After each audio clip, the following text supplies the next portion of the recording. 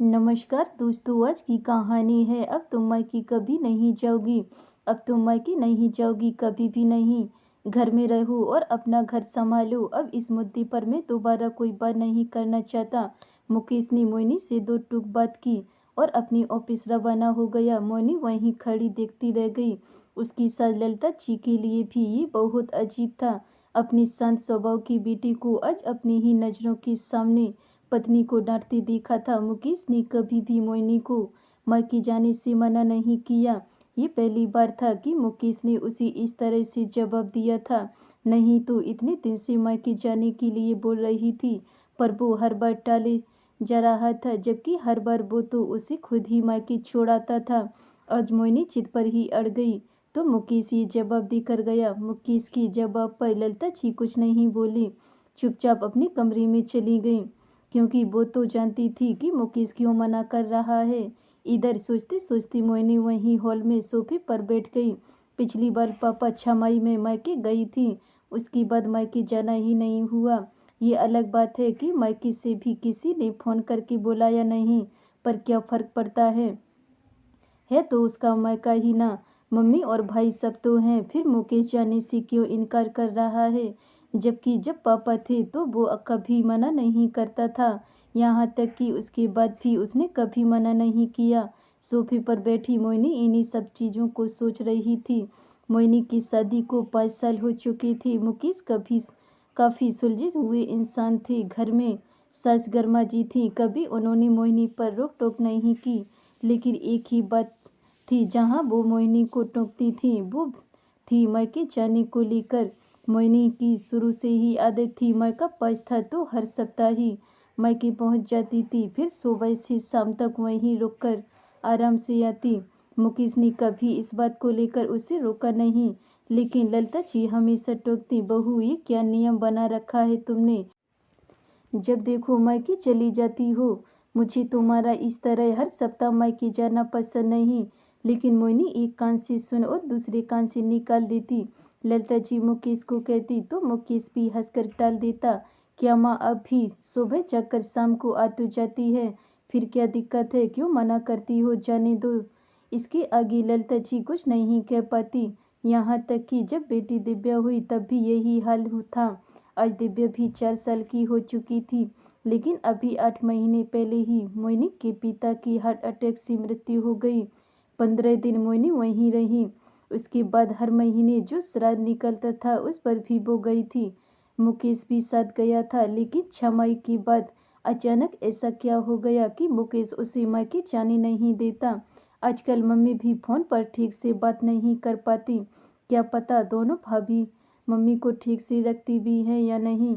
ऊपर से मुकेश का ये व्यवहार सोचते सोचते मोहिनी जब किसी नतीजे पर नहीं पहुंची तो मन ही मन खुद ही निर्णय लेकर खड़ी हो गई। आज तो चाहे कुछ भी हो जाए, मैं मायके जाकर ही रहूंगी।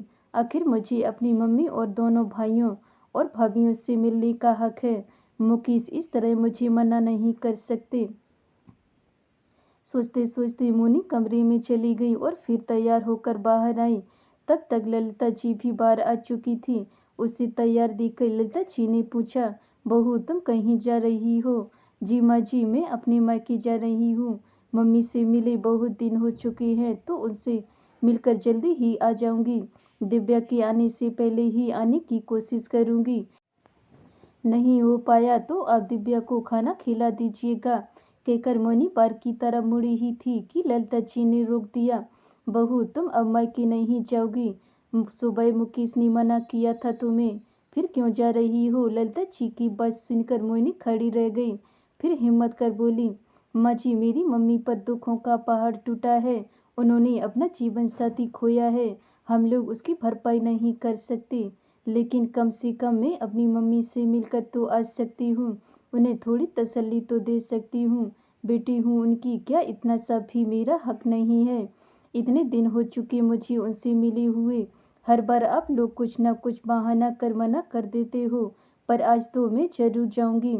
मोहिनी जिद पर आते हुए बोली, बहू इतनी जिद अच्छी नहीं होती है, मुकेश ने मना किया है ना, चुपचाप घर पर रहो। नहीं मैं जाऊंगी, आज तो मैं जरूर जाऊंगी, बस कहकर मोहिनी जबरदस्ती घर से बाहर निकल गई। इधर ललिता जी को कुछ समझ भी नहीं आया तो उन्होंने मुकेश को फ़ोन लगा दिया और ये बात बता दी कि मोहिनी ज़बरदस्ती मैके रवाना हो गई है।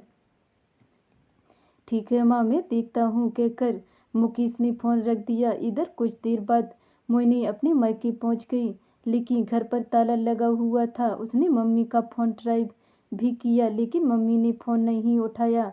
तभी वहीं पास में रहने वाले उसके चाचा जी ने उसे देख लिया और उसे आवाज़ लगाकर बोले, अरे मोहिनी बेटा, घर पर कोई नहीं है, इधर हमारे यहाँ आ जाओ।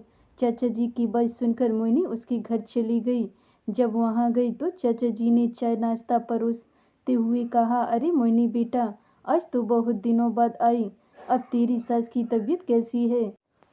चाची जी की बात सुनकर मोहिनी हैरान होकर बोली, मैं समझी नहीं चाची जी। अरे तेरी सास सीढ़ियों से गिर गई थी ना, इसलिए तो तू इतने दिन से नहीं आ रही थी, उसी बारे में पूछ रही हूँ। अब तो तेरी सास ठीक है ना? चाची जी ने उसे समझाते हुए कहा। सुनकर मोहिनी हक्की बक्की रह गई। भला उसकी सास को कब चोट लगी? आपको किसने कहा चाची जी कि मेरी सास को चोट लग गई? मैंने तो कुछ बोला ही नहीं, मोहिनी हैरान होते हुए बोली। तभी चाचा जी बीच में बोल पड़े, अरे जमाई के 2 दिन बाद जब प्रॉपर्टी का बंटवारा हो रहा था और पेपर्स पर तुम्हारी साइन चाहिए थे, उस समय तुम्हारे भाइयों ने ही बताया था। हमने तो कहा भी था कि हम मिल जा कर आते हैं, लेकिन उन्होंने कहा कि मोहिनी पर वैसे ही काम का वजन ज़्यादा है, ऐसे में वहाँ जाने से उन्हें परेशानी हो सकती है। प्रॉपर्टी का बंटवारा ये कब हुआ? सुनकर ही मोहिनी का दिमाग घूम गया। तभी चाचा जी बोले, पर एक बात मुझे समझ में नहीं आई मोहिनी, तूने पूरी प्रॉपर्टी पर से अपना हिस्सा छोड़ दिया, यहाँ तक कि उस प्रॉपर्टी को भी छोड़ दिया जो तेरे पापा ने तुझे यह कहकर दी थी कि दिव्या के लिए है। सुनकर ही मोहिनी को समझ में नहीं आ रहा था कि वो क्या करे और क्या बोले। तभी चाचा जी का बेटा अरुण कमरे में आ गया और मोहिनी को देखकर चुपचाप खड़ा रह गया। यह देखकर चाची जी बोली, अरे अरुण, मोहिनी आई है। हमेशा तो तू इसे देखकर खूब हंसी मजाक करता है, आज चुपचाप क्यों खड़ा हो गया? तभी मोहिनी बोली, चाचा जी मैं चलती हूँ, दिव्या के आने का समय हो गया है, माँ जी उसे संभाल नहीं पाएगी, कहकर वो बाहर आने लगी। तो अरुण बोला, रुको मोहिनी, मैं भी तुम्हें बाहर ऑटो स्टैंड तक छोड़ देता हूँ, कहकर अरुण उसके साथ ही बाहर आ गया और दोनों वहां से पैदल ही ऑटो स्टैंड के लिए निकल गए। ऑटो स्टैंड पर पहुंचने के बाद उसने बोला, मोहिनी तुम यहाँ क्या कर रही हो? मुझे तो लगा था अब तुम मैके ही नहीं आओगी। आखिर तुम्हारे परिवार वालों ने तुम्हारे साथ कितना गंदा व्यवहार किया है। मुकेश जी तो बहुत गुस्सा हो रहे थे, यहाँ तक कि तुम्हारे घर पर आकर लड़कर भी गए थे। आखिर तुम्हारी चीती जी, तुम्हारी परिवार वालों ने तुम्हारा डेथ सर्टिफिकेट तक बनवा लिया। छी, मैं तो ये बात अपनी मम्मी पापा को भी नहीं बता पाया, पर यकीन नहीं होता कि ताई ने भी उनका साथ दिया अपनी ही बेटी को। कहते कहते अरुण चुप हो गया। उसकी बात सुनकर मोहिनी के पैरों तले जमीन खिसक गई। तभी अरुण बोला, आज शायद जमीन के रजिस्ट्रेशन के लिए गए होंगे, इसलिए घर पर कोई नहीं है। तब मोहिनी को समझ में आ रहा था कि मुकेश उसे मायके आने के लिए क्यों मना कर रहा था, और इसलिए आजकल उसकी मम्मी भी फ़ोन पर उससे ज़्यादा बात तक नहीं करती, बस फ़ोन उठाते ही उन्हें फ़ोन रखने की जल्दी होती है। मोहिनी को कुछ समझ नहीं आया तो उसने अपनी मम्मी को दोबारा फ़ोन लगा दिया, लेकिन इस बार उसकी मम्मी ने फ़ोन उठा लिया। अरे मोहिनी बेटा, मैं अभी मंदिर आई हूँ, तुमने बाद में बात करती हूँ, कहकर वो फ़ोन रखने ही वाली थी कि मोहिनी ने कहा, मम्मी मंदिर में हो तो ना, अपनी मरी हुई बेटी की आत्मा की शांति के लिए भी भोग जरूर लगा देना। सुनते ही कुछ पल के लिए उसकी मम्मी बिल्कुल शांत हो गई। फिर जब दोनों तरफ ही मौन हो गया था तो उसकी मम्मी बोली, देख बेटा, मैं अपने दोनों बेटों के नाम मैं प्रॉपर्टी कर रही हूँ, आखिर तुझे प्रॉपर्टी देने का क्या फ़ायदा? प्रॉपर्टी तो तेरे साथ तेरे ससुराल चली जाएगी, आगे चलकर तेरे भाइयों को तेरे बच्चों की शादी में भाग तो लेना ही पड़ेगा ना। ऊपर से मेरी सारी जिम्मेदारी भी तो तेरे बेटे ही उठाएंगे, पर तू फिक्र मत कर, तुझे भी कुछ ना कुछ तो मैं ज़रूर दूंगी।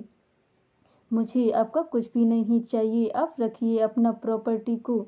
जिस माँ के लिए उसकी बेटी ही मर गई, उसकी प्रॉपर्टी का मैं क्या करूँगी, कहकर मोनी ने गुस्से में फ़ोन रख दिया और वहीं रोड पर रोने लग गई। अरुण उसे चुप कराने की नाकाम कोशिश करता रहा। तभी मुकेश वहाँ आ गया। मुकेश को देखकर मोनी उसके गले लगकर खूब रोई।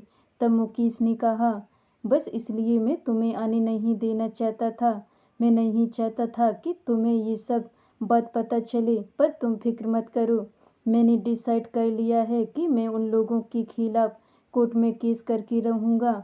नहीं, कोई ज़रूरत नहीं है उन लोगों पर केस करने की। कुछ नहीं चाहिए मुझे उन लोगों का।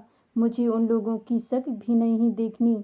सोच लूँगी कि जहाँ मेरे पापा ख़त्म हो गए, वहाँ मेरा मायका भी ख़त्म हो गया। मेरे लिए मेरा पति और मेरा परिवार ही काफ़ी है। आखिरकार मोनी मुकेश के साथ वापस अपने घर आ गई। वही दिन था और आज का दिन है। मोहिनी कभी मायके नहीं गई।